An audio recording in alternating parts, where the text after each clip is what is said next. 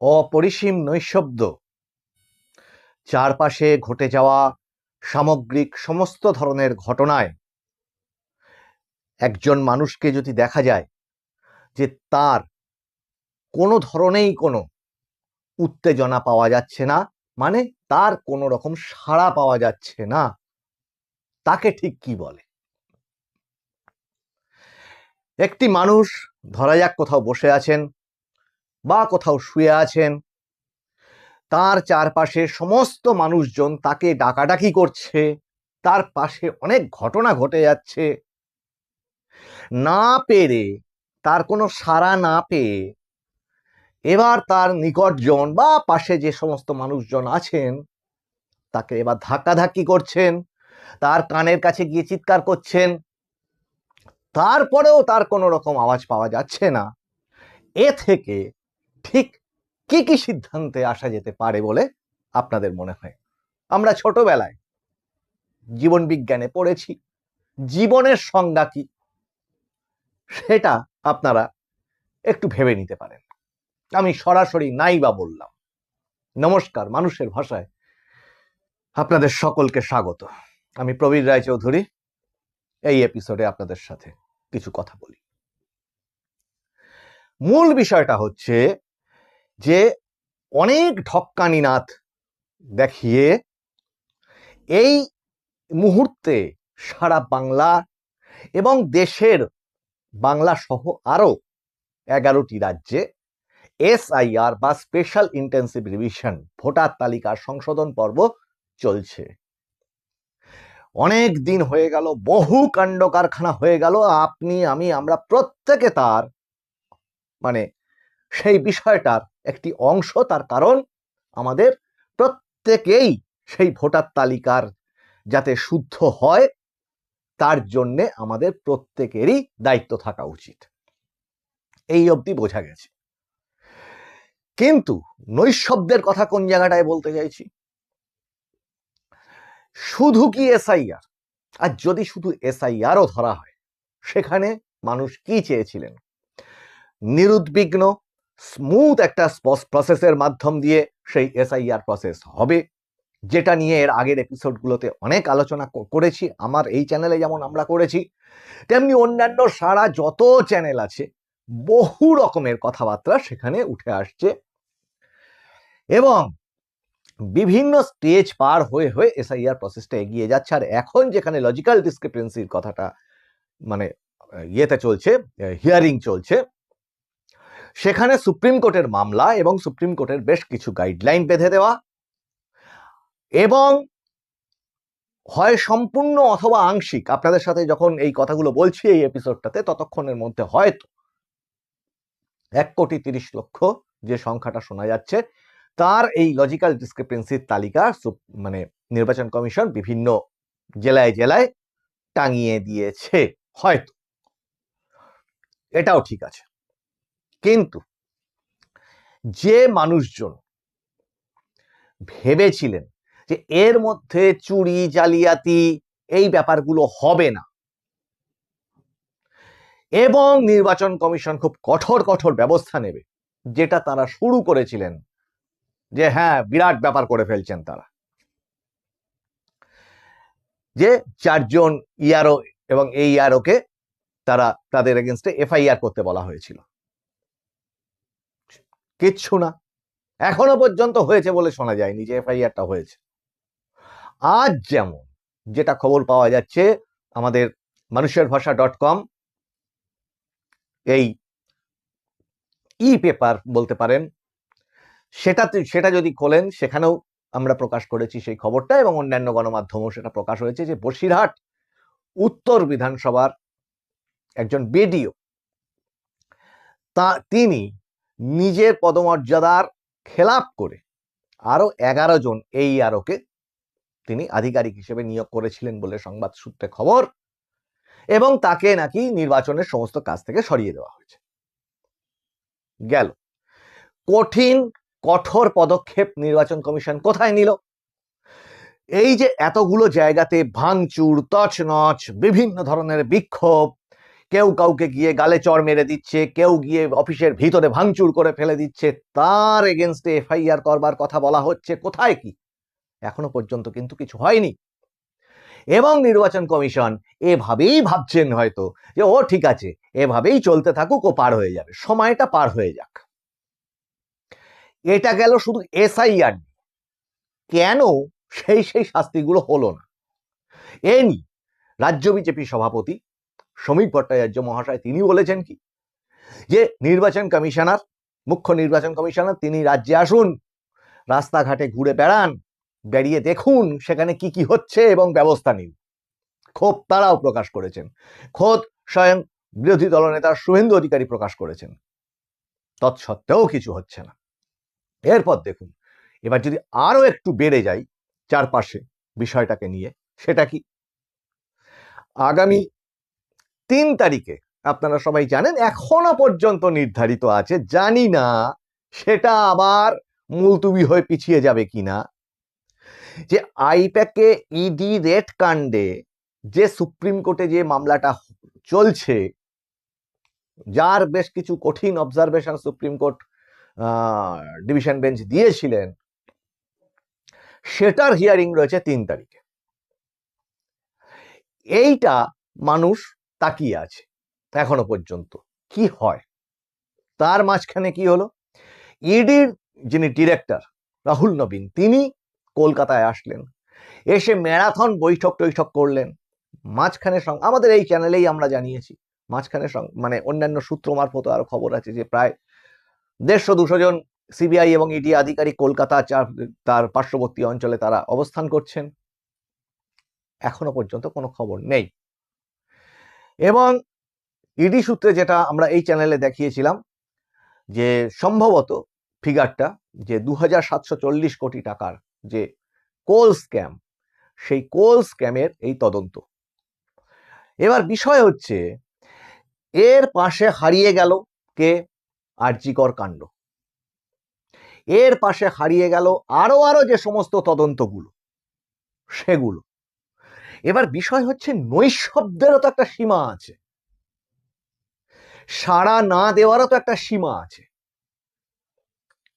এখানকার বিজেপি রাজ্য নেতৃত্ব, ঊর্ধ্বতন তাদের যে নেতৃত্ব আছেন, কেন্দ্রীয় নেতৃত্ব, বহু চ্যানেল, এমনকি পার্টির ভিতর থেকে, বিজেপি পার্টির ভিতর থেকেও কখনো কখনো ক্ষোভ প্রকাশ করেছেন, এবং তার মধ্যে বোমা ফাটিয়েছেন, মানে বাক্য বোমা ফাটিয়েছেন আবার প্রাক্তন বিচারপতি মাননীয় এই মুহূর্তে সাংসদ অভিজিৎ গাঙ্গুলি মহাশয়, যে আবার একটা কিছু রহস্য আছে, আবার একটা কিছু কেলেঙ্কারি আছে, যেটা তিনি প্রকাশ্যে আনতে পারেন কিন্তু আনছেন না।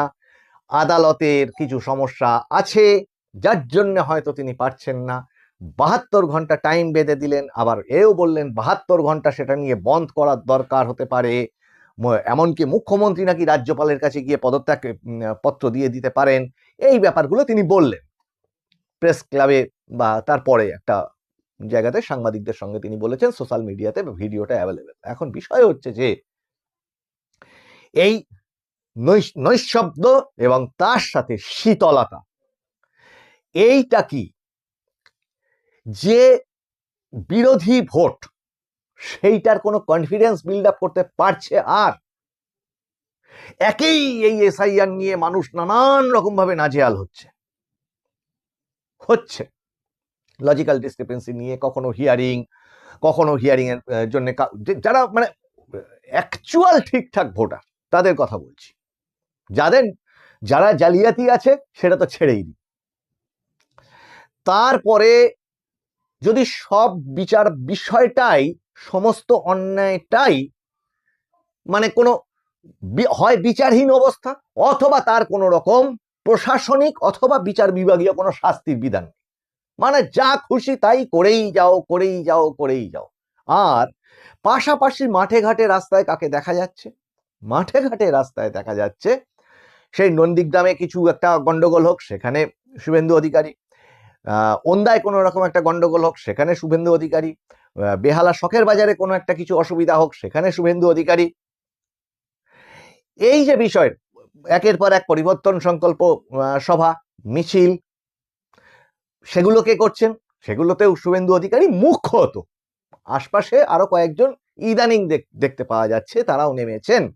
কিন্তু একদম রুট লেভেলে, একদম বুথে বুথে, সেখানে মানুষের যে কনফিডেন্স বিল্ড আপ, সেটা ইভেন আপনাদেরও যেতে হবে না, করতে হবে না, কিন্তু বিচারটাকে যদি এনশিওর করতে পারতেন, বিচার, মানুষ যে অসুবিধায় পড়ছে তাদের বিচারটাকে যদি এনশিওর করতে পারতেন। আগের এপিসোডগুলোতে বলেছিলাম যে তাসের ঘরের মতো হয়ে আছে এই সরকারটা। এই সরকারটা চতুর্দিক থেকে নাক পাশে পরিবেষ্টিত হয়ে আছে। এখানে শুধুমাত্র একটা দুটো টোকাতেই কিন্তু সেই অচলায়তন ভেঙে পড়তে পারে। এবং সবটাই কি মানুষের হাতে ছেড়ে দিলে হবে যে মানুষ বাস্তিল দুর্গ ভেঙে দেবে? সবটাই কি মানুষের হাতে ছাড়া যায় আজকের দিনে? তাহলে সেইখানে তার পাশের যে এইডের যে ব্যবস্থাটা, সেই এইডের ব্যবস্থাটা, ঘটনা ঘটে যাচ্ছে, কোনো একটা জায়গায় কিছু পুড়ে যাচ্ছে, কোনো একটা জায়গায় মানুষ ক্ষতিগ্রস্ত হয়ে যাচ্ছে, তারপর ছুটে যাওয়া আর একটা নির্দিষ্ট নেটওয়ার্কের মাধ্যমে তাদেরকে পাশে থাকা। আপনারা তো রেজিমেন্টেড পার্টি, আপনারা তো এমন নন যে কোনো সিঙ্গল একজন কোনো ব্যক্তি তার দ্বারা পরিচালিত হয়ে পার্টিটা আস্তে আস্তে দানা বাঁধছে, তা তো না। এটা একটা রেজিমেন্টেড পার্টি এবং তার যথেষ্ট পরিকাঠামো এবং যথেষ্ট অর্থবল আছে। তাহলে এই জায়গাটাতে যদি আজকে এইভাবে নিঃশব্দভাবে চলতে থাকে, তাহলে সেইটাই এত অনুকূল পরিস্থিতি, যেখানে রাস্তায় ঘাটে বাজারে সমস্ত মানুষের মন একটা বিরক্তি, বিক্ষুব্ধ হয়ে আছে পুরো সরকারের বিরুদ্ধে। অ্যান্টি ইনকামবেন্সি ফ্যাক্টরের এই শব্দটাই এখন পাল্টে দিতে হবে মনে হচ্ছে। তার থেকেও একটা কোনো শক্তপোক্ত শব্দ আবিষ্কার করতে হবে যে এই এমন একটা পরিস্থিতি, সেই পরিস্থিতিটাতে মানুষের সামনেতে এটা দেখানো প্রয়োজন যে হ্যাঁ, অন্যায়টা হলে তার ব্যবস্থা হয়। ইয়েস, এসআইআর দীর্ঘায়িত হয়ে যদি যায়, যেভাবে গন্ডগোলগুলো হচ্ছে, প্রশাসনিকভাবে সাংবিধানিকভাবে হয়তো রাজ্য রাষ্ট্রপতি শাসনের দিকে চলে যেতে পারে, সেটা তো একটা সম্ভাবনার জায়গা।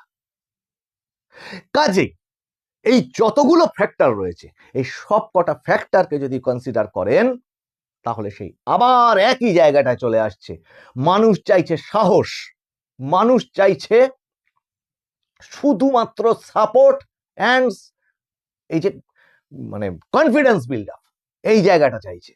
এবার সেই জায়গাটা দিতে কিন্তু এই যে অনীহা, তাকে এমনিতেই মানুষ কি হয়ে গেছে জানেন আজকে, যে কোন রকম জায়গাতে কিছু একটা হয়ে যাবে, অশান্তি, অব্যবস্থা, মানুষ ভেবে ফেলছে ধুস থাকবে, ও হয় হোকগে যাক, আমি একা কি করব।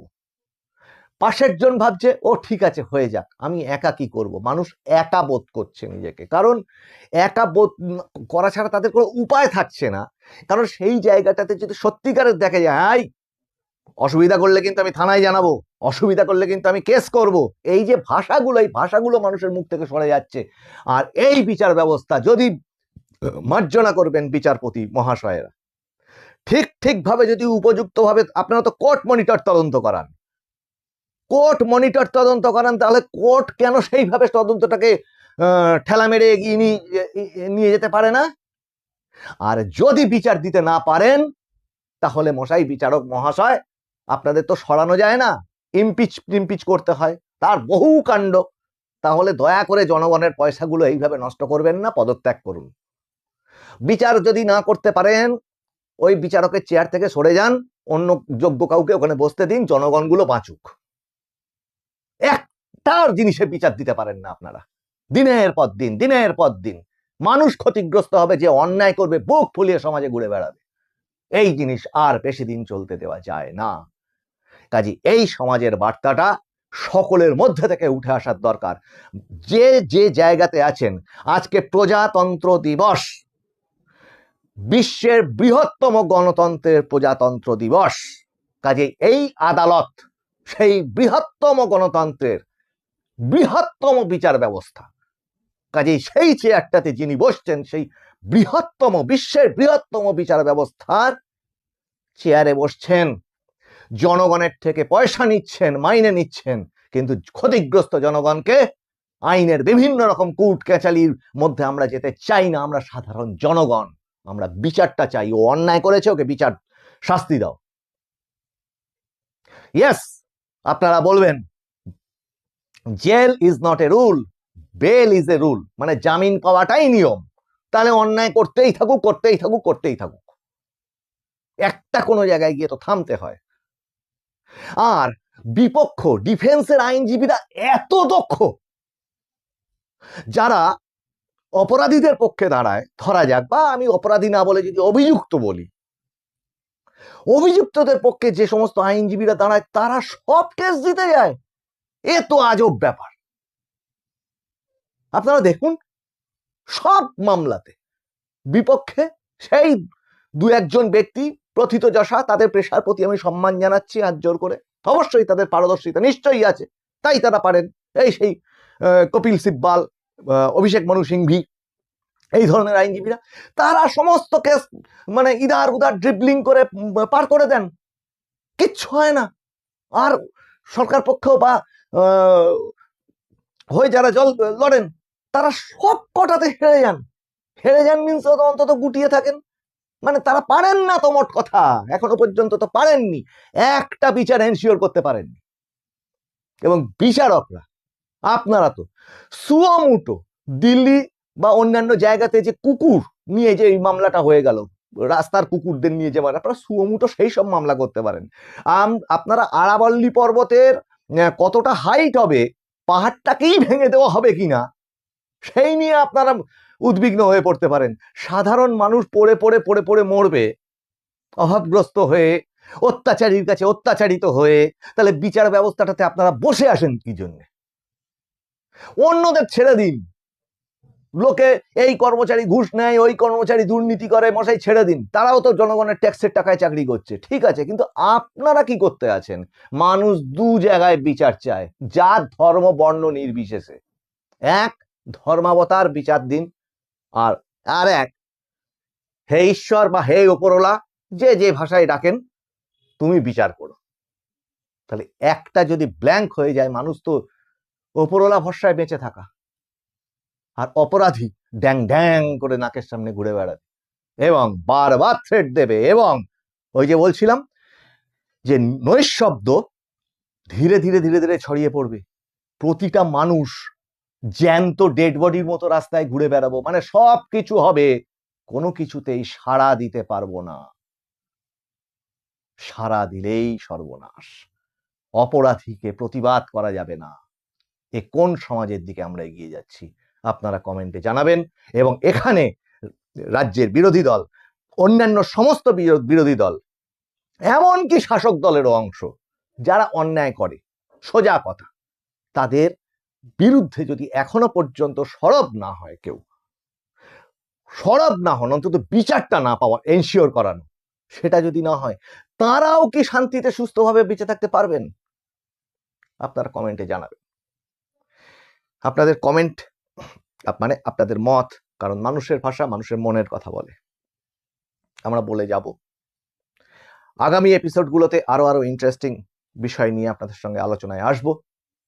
এপিসোড কেমন লাগছে সেটাও জানাবেন, ভুল ত্রুটি বিচ্যুতি সেগুলোও জানাবেন।